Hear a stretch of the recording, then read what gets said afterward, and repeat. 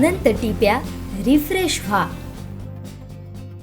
कुडाळ येथून सावंतवाडी मार्गे आजरा येथे कत्तलखान्यात घेऊन जाणाऱ्या 5 गायींची सुटका करण्यात आली आहे। या प्रकरणी कुडाळ येथील 2 आरोपींविरुद्ध गुन्हा दाखल करण्यात आला आहे। बोलेरो पिकअप मधून पहाटेच्या सुमारास ही अवैध वाहतूक करण्यात होती। याची माहिती गोरक्षकांनी स्थानिक गुन्हा अन्वेषण विभागाला दिल्यानंतर सावंतवाडी आंबोरी मार्गावरती कारवाई करण्यात आली। या प्रकरणात आरोपींविरुद्ध सावंतवाडी पोलीस ठाण्यात पशु संरक्षण कायदा व प्राण्यांना मुक्तीने वागवण्यास प्रतिबंध अधिनियम अंतर्गत गुन्हा नोंद करण्यात आला।